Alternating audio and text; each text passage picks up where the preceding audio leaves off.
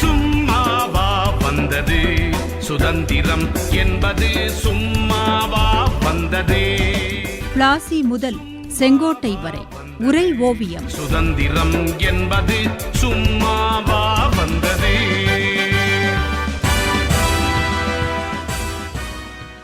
ஓர் ஆங்கிலேயரால் தொடங்கப்பட்ட இந்திய தேசிய காங்கிரஸை வரவேற்று ஊக்கமளித்த பிரிட்டிஷ் அதிகாரிகள் பின்னாளில் அதை வெறுக்கத் தொடங்கினார்கள் என்று சொன்னீர்கள்.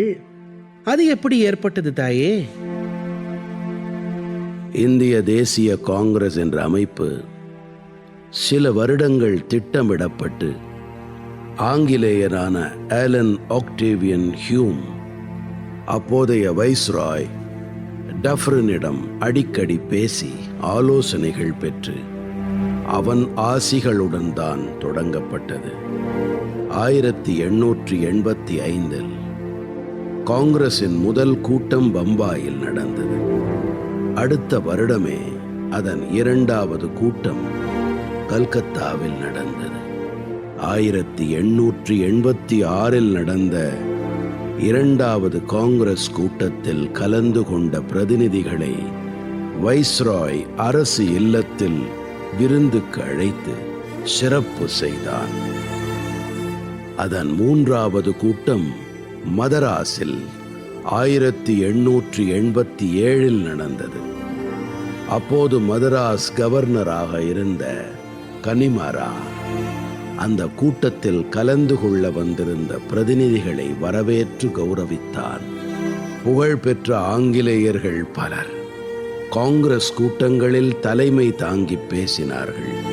குறுகிய காலத்திலேயே காங்கிரஸ் அமைப்பின் செல்வாக்கு மக்களிடம் பெரிதாக வளர்ந்தது.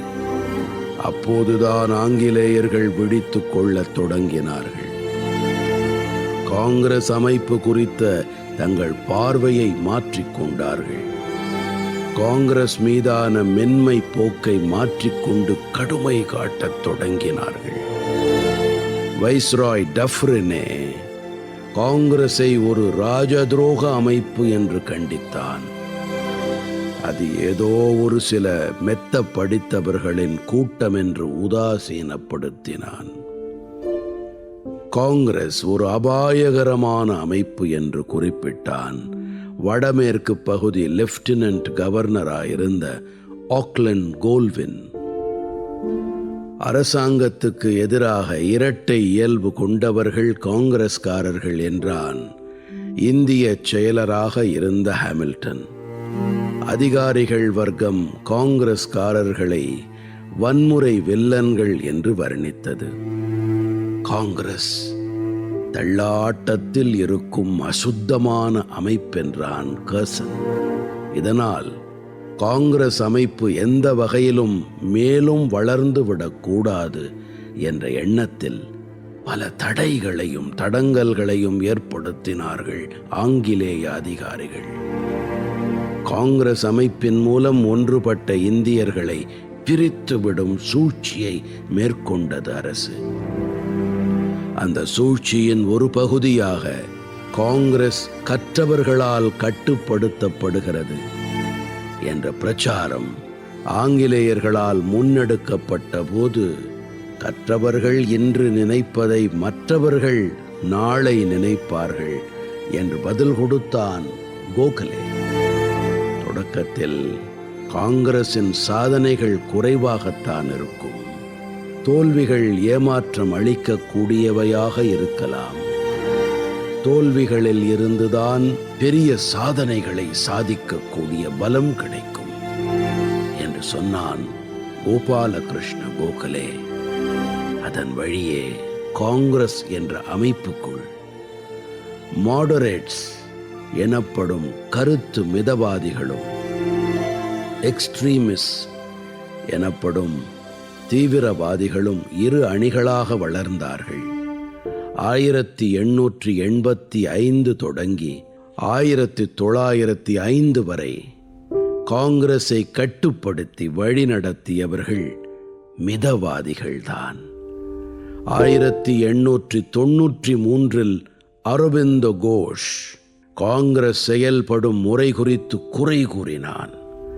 அதை ஆமோதித்து வழிமொழிந்தான் பாலகங்காதர திலகர். 1901 காங்கிரஸ் கூட்டங்களை கிண்டல் செய்தான் லாலா லஜ்பத் ராய். 1905 நடந்த வங்க பிரிவினைதான் காங்கிரஸ் அமைப்பில் தீவிரமான கோட்பாடுகளை கொண்டவர்கள் யாரென்று அடையாளம் காட்டியது.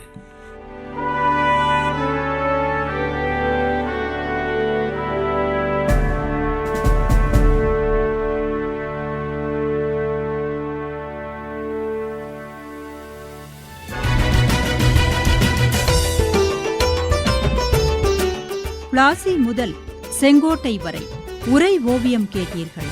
ஆசி கூறி வாழ்த்திடவே அஞ்சிடுவார் பெரியோர், மாசு பேசி மயக்கிடவே முனைந்து நிற்கும் சுற்றம். இருந்த போதும் லட்சியத்தை